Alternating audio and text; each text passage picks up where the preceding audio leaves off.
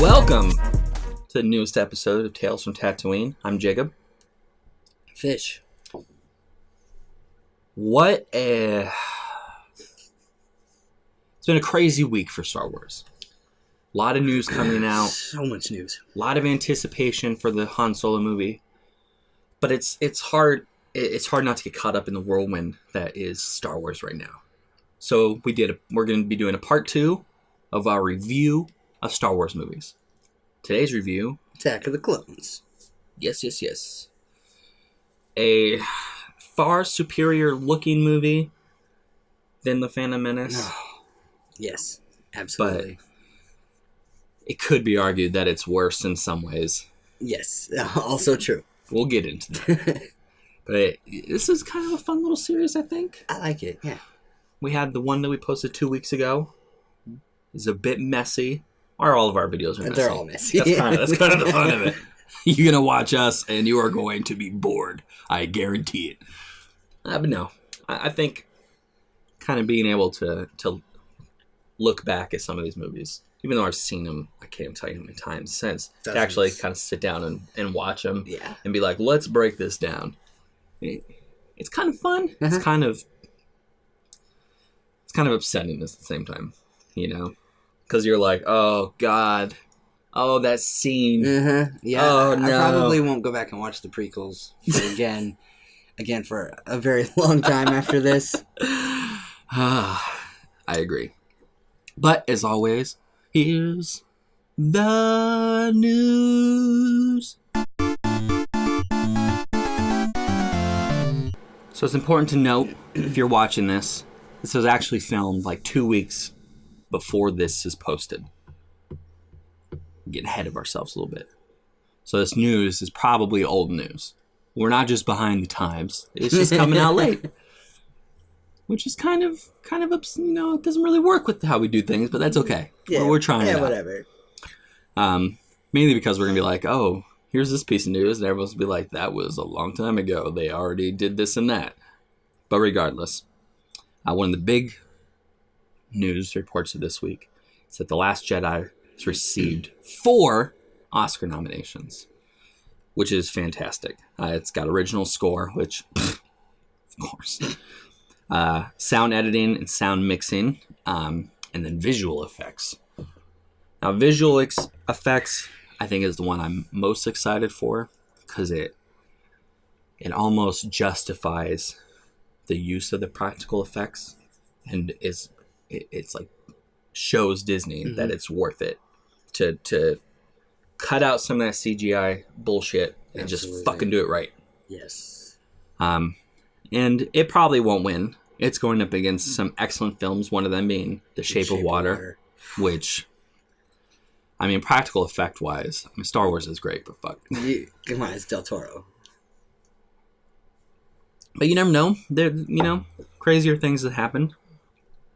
So congratulations to Star Wars for their 4 nominations.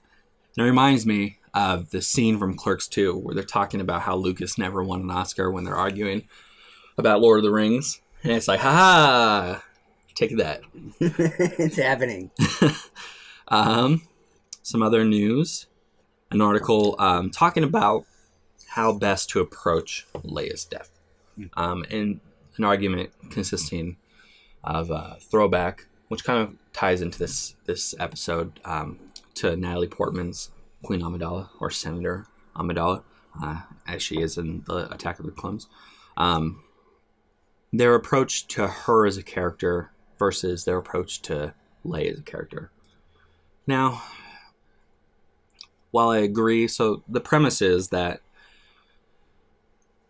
you had Amidala, who seems minor in the way she's kind of written, and kind of in a way that Natalie Portman portrays her, although it is argued that that's on purpose, which I kind of see, especially when she's talking about her first kiss and in the whatever, like, judiciary club or some crazy. Yeah. And how does that whole system work? Do they like run for office, or do they just like pick a kid? They're like, I kid. don't know. I feel like they're just kind of like born into it, but it's the same. I don't know. They're coming out with that Amidala book, which takes place pre. I don't think it's come out yet. Maybe it has. If it's available, there'll be a link down below for the Amazon account. But I'm sure it talks about that because it takes place before the Phantom Menace. Anyway, what was I talking about? Oh, so you have this character portrayed, and it seems like a smaller character than it actually is. And you have the opposite with Leia. So Leia, from my understanding, the way they kind of set up this new trilogy is they had to focus on Han Solo, who dies. Then you had to focus on Luke, who dies. And then you had Leia for the last movie, who was like the main of the original. Mm-hmm. Obviously. It's supposed to be her movie. Obviously, that's not possible anymore, unfortunately.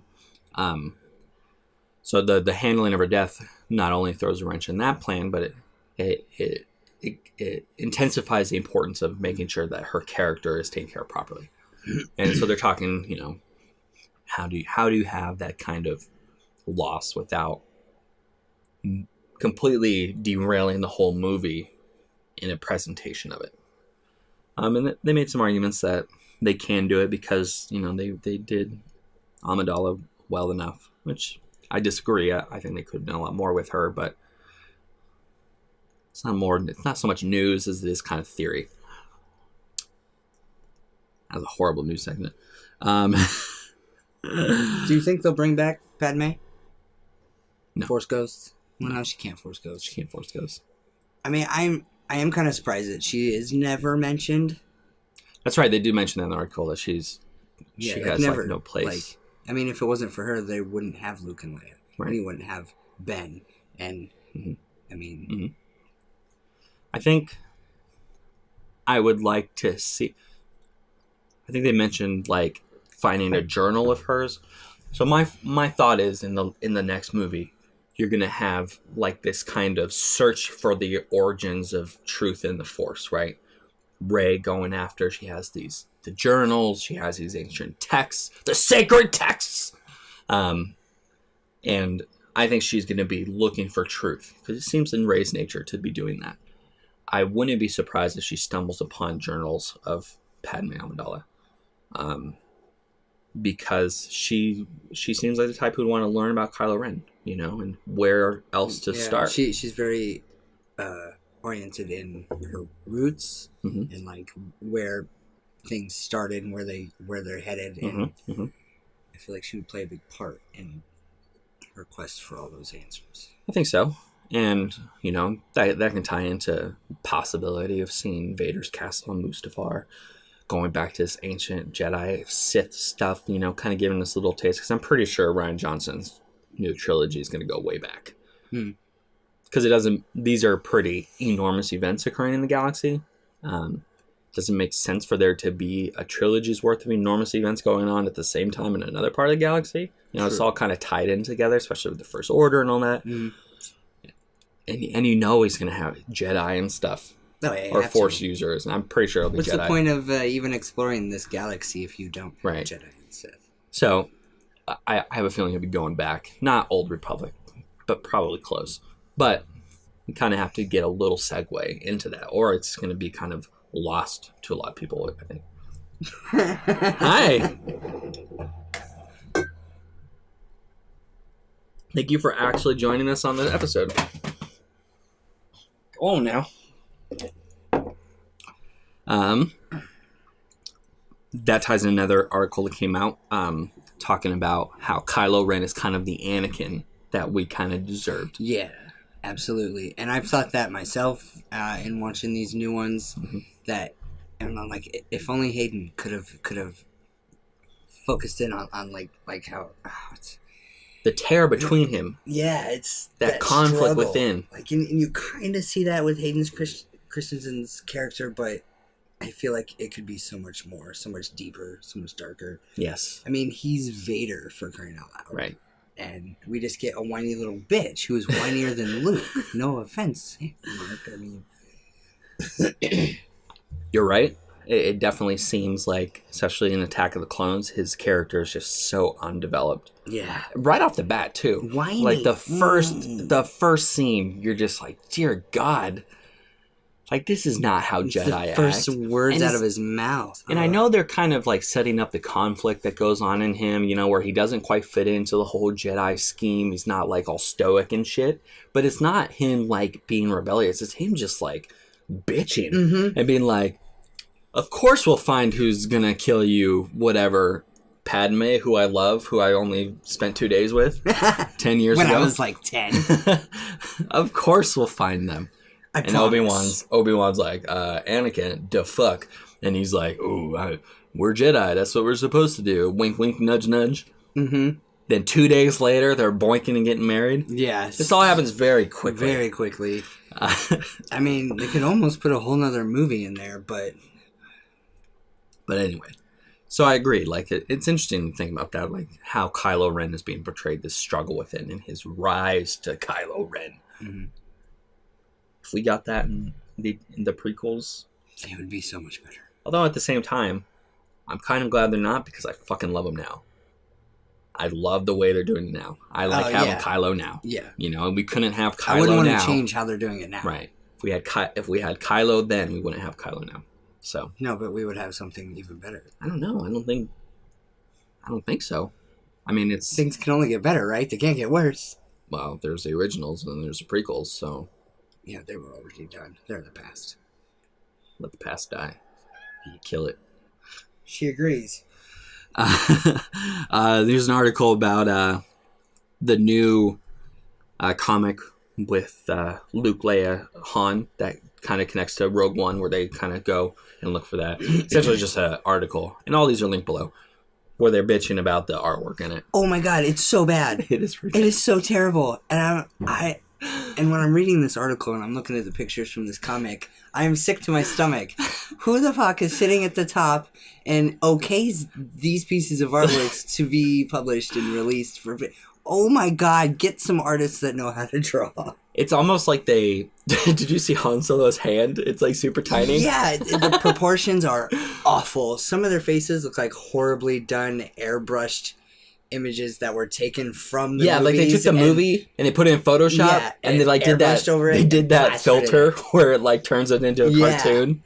Oh, it's so bad. If your people can't draw the characters, get new fucking people. And apparently the story's actually really fucking good. Which is sad. Damn, man. That article, Disney, you have literally every money in the world. Like, you can pay for the best illustrators on the planet. And their comics are amazing. What happened? Anyway. It makes my skin crawl. It is. Take a look at that article and judge for yourself. Let us know what you think of Han Solo's tiny hand. It's so strong small. Hand. Oh no. The New York Times is coming out with a coffee table book that has every article they've ever written concerning Star Wars since 1974. Like, they did an article profiling Lucas before he even fucking made Star Wars, when he was in the process of like writing Star Wars. Yes. It's amazing. Link below. Have a look at it. It's like one of those things that you can really kind of delve into the mind frame of when these things were happening. Mm-hmm. You know, you don't really think about that. Well, I mean, unfortunately, this is a very different time. Unfortunately, I came after the originals. Like, I wasn't there. You're calling me old? Only 4 years older than me. You weren't there either. No, I wasn't. You weren't there. But no, you know, it's hard to get into that mind frame to be one of those people who got to live through that initially. Yeah. And this kind of gives you the slight opportunity to kind of get into that mental state, which might shed some light on Star Wars in general for one who comes after, who, you know, I mean, I don't think I originally saw the original trilogy, and it's not VHS form. Really? My family owned it, but I don't really remember seeing it before like the prequels started coming out and then they started remastering everything. Like my brain, even though I've seen it and I've seen it since, you know, like downloading and stuff, I don't have that connection to it because I just don't remember seeing it. Although I know I have, because I saw it before fucking they did any remastering, but I can't remember it, and that's a shame. That's sad. It is sad. I feel sorry for you. I feel sorry for me too. This is a pity party. It is. But no, the opportunity to kind of get into that, I look forward to it, and it's really not that expensive, which is kind of awesome. Yeah, we're gonna have it. Yeah, be part of my collection of toys. We got our little droid here. That's a new one. Can't remember the name of the droids from Rogue One. The black R2-D2. Something? Yeah. No, R5's a red. Okay. But yeah, that's pretty much. There's some news about the Loth Wolves from the Rebels. I don't watch Rebels, or I haven't watched all of Rebels. I haven't watched any pieces. of the newer ones. Yeah. Apparently, it's not anything more than he likes wolves and he wants to have positive portrayals of them, which is cool. But apparently, their whole connection to the Force is an interesting part to explore. I just have a hard time with the animation of Rebels. It's too kiddie for me. The dialogue is too kiddie. The whole thing. Well, it's made for kids. But there's some scenes I've seen with Vader involved that are intense, that show Vader's power. I love Vader. You should watch a couple episodes. We should. Kind of like there's I'll put a link below. There's like a infographic, I guess you call it. Oh, yeah. Where they kind of break down the Clone Wars and the important into parts. more important, all these shows have filler episodes that really don't contribute to the overall story arc. But they have these 5 episodes from this season and these 3 from this season and etc. Kind of breaks down, so it makes it a little more watchable to kind of get the more important information. I'm sure they have one of those for Rebels. Oh, I'm sure. It would be a lot easier to skip all those filler episodes. It's just hard. Those filler episodes are just so boring. And again, when it's a kid's show, and I like kids' shows, some of them, but you're just like, oh, I get it. I get it. Just go on. I don't need 4 episodes leading up to the one event. It's like Dragon Ball Z. Oh, yeah. Oh my God, 4 episodes per fight, if not more. I mean, I swear to God, the Majin Buu's fucking story arc was one fight that took a whole season. But anyway, that's the news for this week. Yeah. Let's get into our review. Probably horrible review, because we're not very good at this. But it's fun. It's fun. It's so fun. Now, let's get in the review of Episode 2, Attack of the Clones. Boom. The prequels. The prequels and their insanity. And their sand. Oh, there's so much sand, especially in this one. Anakin, you son of a bitch. So, you have the prequels just as a whole. Which, if you take the excellent parts, and there are excellent parts in these movies, and take out all the bullshit, you get one movie. The Attack of the Clones has some of these excellent parts. The next one probably has the most. It does. It's almost like if they took Phantom Menace and Attack of the Clones, and it could be a twofer. Because Revenge of the Sith is actually pretty good throughout. For the most part. There's some whatever. But regardless, you have Attack of the Clones, which visually is above and beyond better than the Phantom Menace. Oh, absolutely. More practical effects. They brought back, they took out a lot of that CGI green screen shit. I mean, there's still a lot, but it's not the whole fucking movie. Yeah. There's actual sets. Even though... They built things.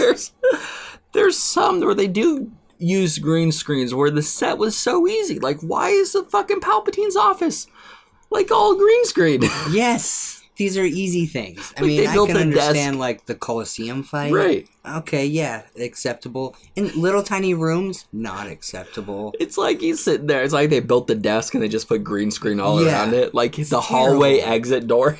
It's just like, come on. And he has such a good room. Build that shit. Anyway, little things like that. But there are some practical effects that are actually pretty nice that kind of help you get into the movie a little bit more. A lot of the speeders and stuff, and they're real, and it feels good to kind of see that. Some of the sound effects are better. You know, I really do like some of the assassin's little ship after she tries to kill Amidala, where kind of has that like high pitched hum. Like, oh, I was like, that's good. It's good. That's good sound editing right there. But there's a lot to just really. You're just like, man, the dialogue. The dialogue is the number one problem in this movie. Yeah, it's very, very poorly written, and it's almost cheesy. Yeah, not even just that. It just doesn't sound like people are talking. It sounds like they're reading from a script, which is the problem. And I mean, Ewan McGregor, of course, is the saving force in this movie. But you have fucking Hayden Christensen. You did so much better in Revenge of the Sith. I'll give you that. But fuck, dude, like your whole performance in this. Was this his first movie ever? Had he done? I don't know if I'd even seen him in anything before this. So. Honestly, I don't think so. I think it was his first movie. But that gets me thinking about like when they're casting this movie, right? Like, they had still all the money in the world to do whatever. Why did they pick these people? Like, what? I mean, I can understand Natalie Portman, but... Well, they had good casting, but they had just such poor casting.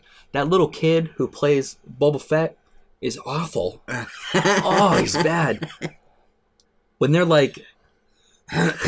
This is going to become a huge bitch fest. But when Obi-Wan follows them... Mm-hmm. And he's in the little asteroid field. And why is Obi-Wan so bad at tailing people? Which is another really shitty part. It's like, why is he so... He just like rolls up on him. He's like, sup? It's like of course they're going to try to kill you, you idiot. But when Boba Fett's in that little... And it's a slave one, right? Mm-hmm.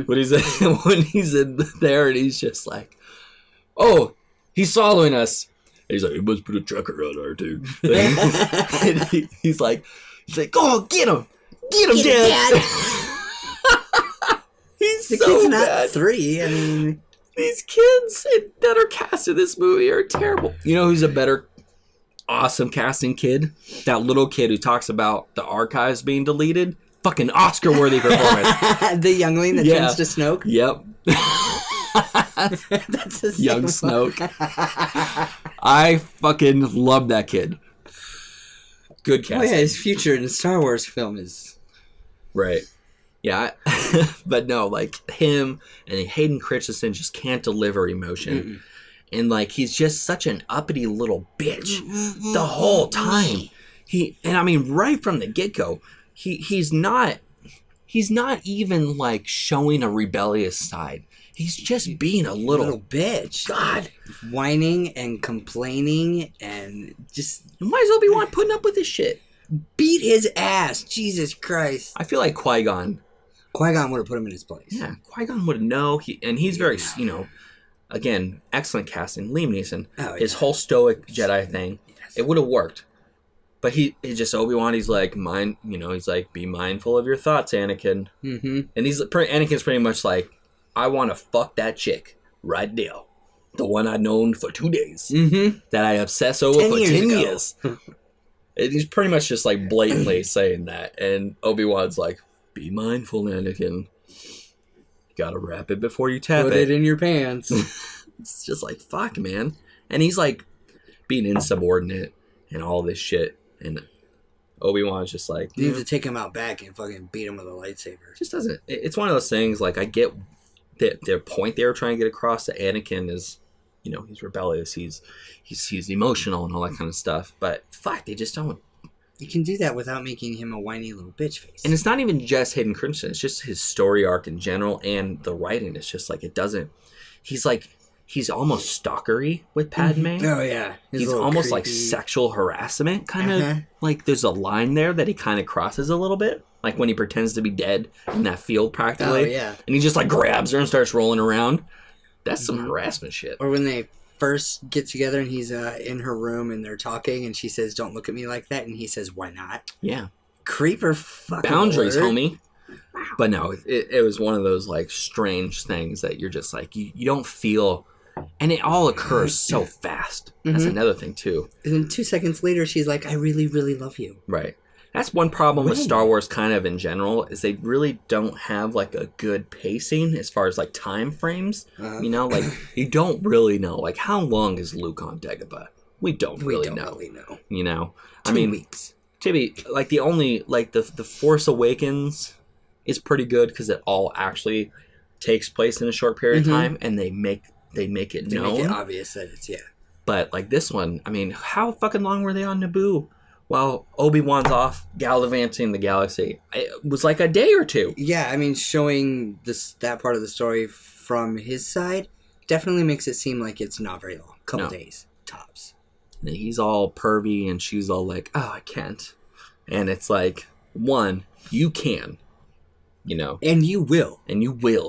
We already know where this train is where it's going. We know what's on that stop. Can't say no to Vader. But it just doesn't seem genuine, like the hesitation or the forbiddenness of their love. It's like it's always when he's trying to logic the Jedi kind of saying that they should love. Right, and you know, Jedi are not supposed to feel love or blah blah, and he's like, well, it's compassion, and my definition of compassion is the ultimate form of love, and like you can't put your own definition on shit. Well, even not just that, his whole logicking to make it okay kind of takes away from the forbiddenness of it. He should recognize that it's not okay. Exactly. That there is no logic behind it, that love confounds the logic of it, and he can't help but be compelled by her, you know? That would be better. Yes. But he's just like, I'm obsessed with you for 10 years, and that's why I love you. And like he doesn't know her. No. And he's still just a child himself. And she plays such a pivotal role in his transition to the dark side. It's just, you're just like, what? What? You just have to accept it. Right. So I don't, it's probably one of my biggest gripes about the movie is just how poorly that they make their connection because it's so fucking important. But the fact that he's just such a little bitch, the whole thing, he's not just a bitch, he's an asshole. Like he's like a really tall, angry 3-year-old. And they try to make it seem, especially fucking Obi-Wan, I hate when he does that. This is just Anakin being Anakin, you know? He's jumping out of speeders. He's being a completely huge douche, and they're just like, that's Anakin for you. Boys will be boys. And it's just like, no.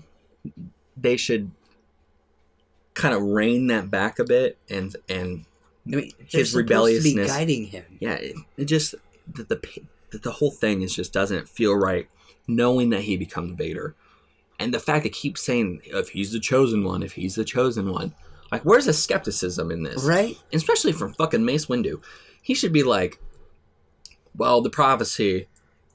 But this is you can't put all the eggs in that basket. Even Yoda's just like not. He just buying into it. Right. Fucking prophecy. God.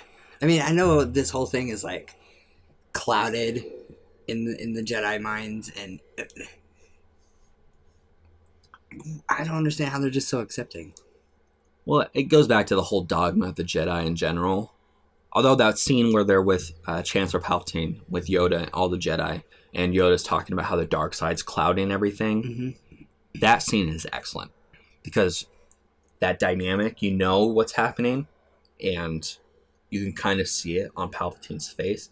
Palpatine is excellent. He's excellent, I think, in all three of them. Right. Like now that's probably character. The best character in all three of the prequels. The actor is phenomenal. But to see him, like, we know what he's trying to do, and we know he's pulling all the strings, and he's moving all the pieces, and he's not actually doing it in the movie. Like, we see him once talking to Dooku. That's it. But like when he's looking out on his army and that look on his face, that triumphant, he knows, like it's that kind of shit. It's one of those good scenes to make him. Yeah, it's just so good. But rest of it is just ridiculous. And they have like these weird. It's kind of like all the flipping that they do in the prequels for the Jedi fighting, which makes sense for Yoda, but not for anyone else. It's like in this movie, for some reason, you have everyone falling off of shit. And I did the math. So the scene where Obi-Wan, the little droid, gets shot and he's falling and Anakin catches him. So he fell. Now we have to assume that there's no cut in this. Like it's just a continuous, which it seems that way. He fell for 29 seconds. So I did some internet math. And according to the interwebs, he would have fallen for 2.5 miles 2.5 miles, which we know is probably like just the surface layer of this fucking planet. Oh, yeah. But 2.5 miles he falls, and then he just like, he like drifts onto this fucking speeder with Anakin. I think that is also a showcase in Anakin's piloting skills. I mean, because he was able to bring the speeder down with him and just gently, instead of just letting him fucking smack. He did one of these, so he landed gently. But on the other hand, this goes and should prove that Mace Windu is not alive. That is true. Mace Windu is not alive. But you're right about that. But he kind of, when he landed, they didn't keep going down, you know, to slow his velocity. That he like hit it and then they just went off. Like his velocity was still downwards, and then they just forwarded. Like that doesn't make. He would have went. Hold on, motherfucker. He would have went and like he evaporated into nothing or something like that. And it happens all the time. Like when he's falling on that planet with the clones. I just said its name.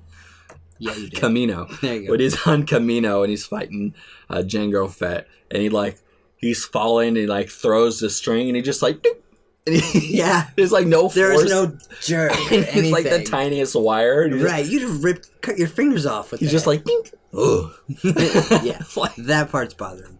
And then Anakin's flying, and Anakin straight up just lands on that fucking speeder. I should have calculated how far he fell. Yeah, I think it was like he just hit it as a little long. bit harder. He doesn't. He just fucking hits it. It would be like, blah. We should figure out how fast they would have been falling according to their approximate body weight. I don't know, but it's just weird shit like that, like this like super Jedi thing that's so strange to me. And that gets into like the little nitpicking thing where, like the scene where Anakin cuts that pear and like forces it over. Oh god! And she like stabs it and she eats it. It's but it's terrible. like such poor graphics. Like you can see like her mouth not even touch it, and it like takes a bite out of it. Yeah, that's Dude, always bothered me. It's not even like they're using space fruit. It's a fucking pear. It's like, get a real fucking pear. You know, you can cut in his stupid floating shit to a fucking real pear, and then she eats it, and it looks real, and it's so bad it bothers me. And I noticed it like the first time I saw it. I'm like, the fuck was that? Her mouth isn't even near it. She's like, and it's like, like half the fucking thing is gone. It's like, get the fuck out of here. That was probably the first thing that ever bothered me about this movie the first time I saw it. So bad, just so bad, and so weird. Mm-hmm. Just so weird. But let's get into some good stuff. Let's get into some stuff we like. Yeah. Palpatine. Part 2. Stuff we like about the Attack of the Clones.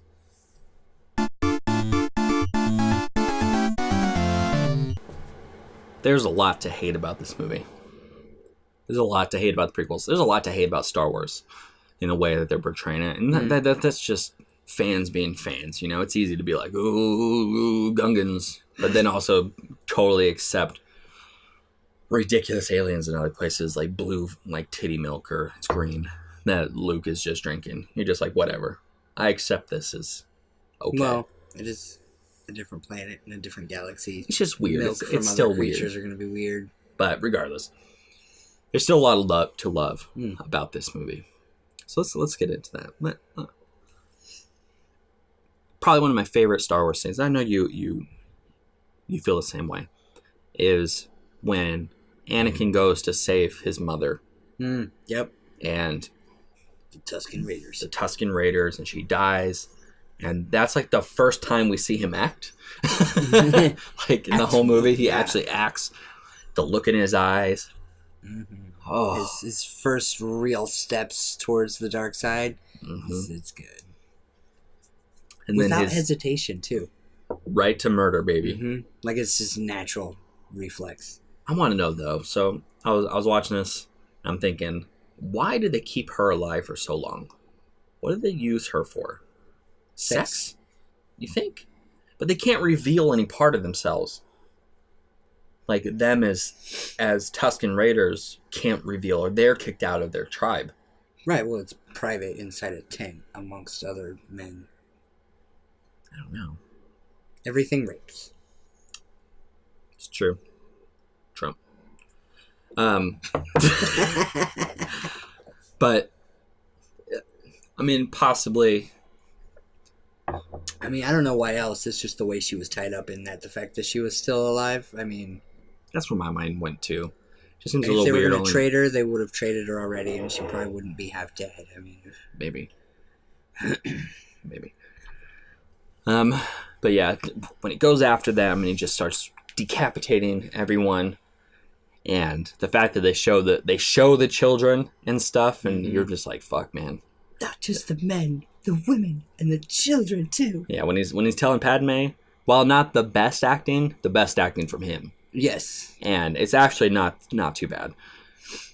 Yeah, they're animals, and I slaughter them like animals. Yeah. Oh, it's so good. That's good. That's dark side. Yeah. You know, I love it. I wish that they could have tapped into that kind of energy. He definitely plays the dark much better than this whiny in-between Padawan role. I think this goes back to like little things I wish were changed. I wish his voice was deeper. You know, you have Vader, James Earl Jones, just like power in the voice, and then you have Anakin. I hate them. Well, how old is he? He's like 18. 18. He's a man. He's a man. Even in Revenge of the Sith, when he's when he's like yelling at Padme and on Mustafar, he's just like, he's just so hype. He gets so like, you betrayed me. You got me. The dark side. I guess I never really paid attention to that. I'm just saying, you can't go from Vader to that. It just doesn't make anything. At least he had severe smoke inhalation. It just fried his fucking vocal cords. And through the mask. It would have been hilarious if when he's like dying on Mustafar, he's like coming out of the lava. He's like, oh, his voice is all should have deep. put James Earl Jones in on that point right there. Like, that's where it happened. But regardless, his presentation of that anger and that hate is actually pretty good. Yeah. I was very impressed by that. Yoda fighting Dooku is awesome. Mm-hmm.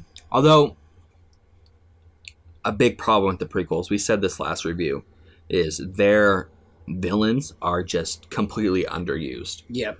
So you had Maul, underused. You have Dooku, completely underused. You have Grievous, underused. They just wanted to bring in so many bad guys that they just, when they could have, I would almost take Dooku over Maul. I love Maul because he's just so high energy and super ninja Jedi fighting killing guy. Dooku feels like a villain. Mm-hmm. I mean, he's not played like a villain because they completely underuse him. Pulled from the light side. I mean, he used to be one of them. He used to be one of the best of them. Yeah. And his betrayal of that and his fall to dark side is just, it like feels good. Mm-hmm. It kind of mirrors what the Emperor wants to do with Anakin, but better because Dooku knows better. You know, he almost chose. Yeah. He's like, oh, I know the dark side. I know how bad it is. I'm in. Fuck it. I'm in. And then when they give him like the Force lightning, I didn't like that either. Like, I know it's like a really important dark side power, but it was so pointless. Like, fucking Obi-Wan with his lightsaber, he's like, ha, gotcha, bitch. It does nothing. And, like, Yoda is, like, absorbing it. It's like, fucking Yoda's badass. Well, Yoda's just a badass, yeah. I love Yoda in the prequels. He's a good Yoda. He's a good Yoda. I just wish he didn't look so animated. Like, if they could do that Yoda with a more practical effect, I would like it more. Because on my TV, he looks like a cartoon. They couldn't then. There was no way we would get. Because I remember, because I saw The Phantom Menace in theaters. And I know I've seen it released before they did all the crazy animation updates where they had the original puppet. But you can't have that puppet flipping around and shit. It just wouldn't make any sense. Now you could. You can have a good, nice mix between the two. But then I totally get it. It's not great animation, but I get why they did it. There's other stuff they do that you're just like, why? Why is this CG? You can put a man in a costume for this. But with that, I totally get it because Yoda is just all over the place in this movie. And I like it. I like this Yoda. I really do. I think that his... So young and spry. Right. It's a fun juxtaposition of him, like, gimping in, and then he's just like, okay, I gotta bring out the fucking badass in me. 900 years young, homie. Isn't that right? And just gets it on. But then you see where he's like force manipulating that fucking column as Dooku escapes, and it takes such power. Yeah, you can see him strain. It's extreme. And I mean, it took a lot of power for Dooku to bring it down too. But then you're thinking like the Legends of Luke Skywalker, where they're talking about him pulling a Star Destroyer from the fucking sky. Can you imagine the force power it takes to do that? No. I mean, 10,000 Yodas. Yeah. That's crazy. It's just kind of a fun little thing, to kind of think about that. Like the power that they're kind of giving these new characters. It was like, fuck, man, that's crazy. Dooku, Dowko. I'm so disappointed. Christopher Lee's a shit. And even his name, Darth Tyrannus, is the shit. And the whole political side of it. But I feel, and we'll get into this in the review of Revenge of the Sith, just to kill him off in the beginning. It's like, fuck, man. Although he does play a much bigger role in the Clone Wars, but regardless, it's just like, you can't use a Clone Wars as justification for improper use in the movies. Agree. But he almost is too similar to the Emperor, so I kind of get it, Super powerful Force user. The Emperor's in control, but Dooku's also kind of in control. He's, the separatist leader and all this kind of stuff. It almost... It'd be nice if we could have Dooku and the Emperor and Vader all working as a team. Right. And we know that the Emperor really didn't care about the rule of two. Oh, no. His whole thing was against and Plagueis' master was the first one to pretty much tell the rule of two to fuck off. Right. And it had been just going downhill since then. Right. And so then we have Sidious, who's got like 5 apprentices. Right. And spreading them out to cause mass chaos. Yeah, because he's playing those pieces well. Master manipulator. God, Absolutely. he's so good. Palpatine is the best. I mean, Vader's a great villain, but the Palpatine that they create in the prequels is just exponentially one of the greatest. I want a Palpatine anthology film so bad. And the pieces are so perfect. That's the one part of the prequels that they do really well. Yes. Is Palpatine's manipulation of everything. It's all the dumb shit that is involved in all that from the other characters that makes it bad. But his participation is just fucking excellent. I finally get to see what Jar Jar's use is when he fucking hands all the power over to Supreme Chancellor. Right. Fucking Jar Jar. Fucking cunt. And then after that, he can fall off and die. That is his only fucking purpose. There's that scene they added at the end of A New Hope after they blow up the Death Star. Or is it at the end of Return where they blow up the second Death Star? Where they show Naboo and there's Gungans dancing in the streets. Is that Revenge or New Hope? It might be Revenge. Or Return. It's one of those. Fucking Gungans! Get the fuck out of here. Anyway, one last gripe about the whole Dooku thing. When him and Anakin are fighting, and they did that weird, the lights start flickering, and it's just them face to face, and it's just blue light, red light, red light, red light. It's so weird. What a weird way to film that scene. It's just and then it shows Dooku. Yeah. So I'm that it didn't sit well with me. I was oh. Kind of makes me wonder if I'm gonna have a seizure. Right. It's just poor filmmaking. There's bad writing, there's bad graphics, but that is just poor cinematography. You're just he's trying to do something cool, and it's so falls flat. It's so bad. You're just what?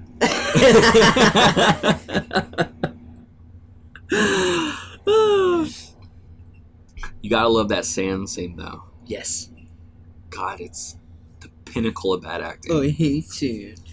It's so coarse and gets everywhere. Yeah.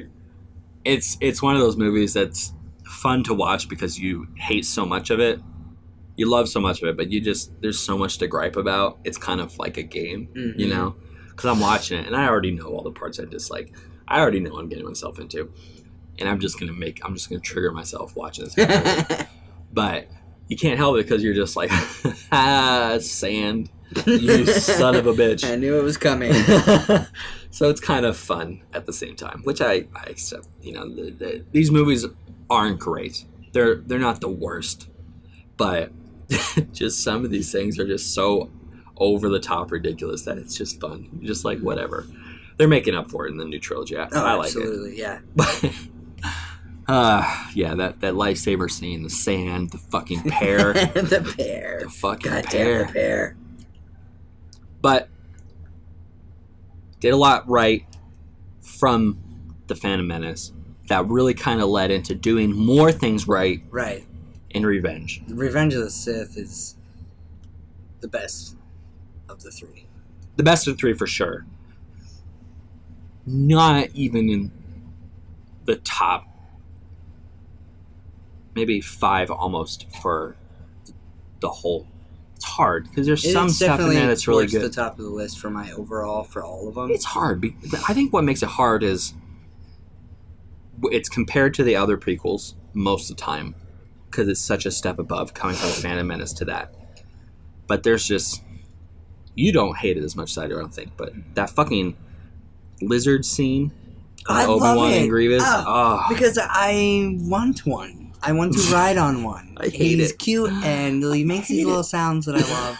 And I want to touch his little face and ride around on him. I love him. Just like, come on, a lizard. He's riding a lizard. A giant lizard that, like, understands. Grievous is in, like, a machine, and he's, like, riding a lizard around. Yes, well, Grievous is a machine. I know. I mean, I get the point of it, you know, like, metaphorically. But fuck, man. He's like, and he's jumping the lizard like a fucking motorcycle. He's like, whoa. And the lizard's What's like, a giant lizard? This is his home. He knows how to scale. just crazy. I love it. It's over the top. But we'll get into that in our next review. Okay. Yes, we will. I think the next one's going to be a little bit more intense than the other. I think so. There's a lot more like nuance to talk about in that one. These other movies are just so straightforward. There's like nothing except for like the little bits of Palpatine that we get in there where like his perfect acting, like his scene with the Jedi or his scene overlooking the clone army. Mm-hmm. Like those little like, that's a fucking... He's the best thing to happen to the first two movies for sure. For sure. And I can't wait to talk about him in the next one where he plays such a big role. Be sure to follow us on social media at Tatooine Podcast, hashtag We Are Not a Podcast. Be sure to subscribe and hit that little notification button. Tell us in the comments below what your favorite part of or least favorite part is. Tell us both. Love to hear it. We probably already talked about it because there's not much to talk about in these fuck movies. Give us a thumbs up if you like our stupid little review movies. What little toy should we add to the collection? Let us know in the comments below. And tune in next week. We'll be talking about something really cool. We haven't figured it out yet. This is all the day before. A trailer? Maybe a trailer? Oh yeah, we might have an actual Han Solo trailer. We'll Doubtful. fucking see. Fucking Han Solo. Is the movie even coming out? I feel like it's a big joke. Like, they're like, we're doing this thing. No. It's actually never going to happen. We'll see. Apparently it's supposed to be the second longest Star Wars movie. I saw that. Yeah. Which is weird to me. But regardless, it's probably like a minute. It's always like a minute, 2 minutes longer, whatever. It's almost 10 minutes shorter. That's it. It's Whatever. like 42 and 55 or something. Tell us what you think you'll see in the Han Solo trailer. Thank you.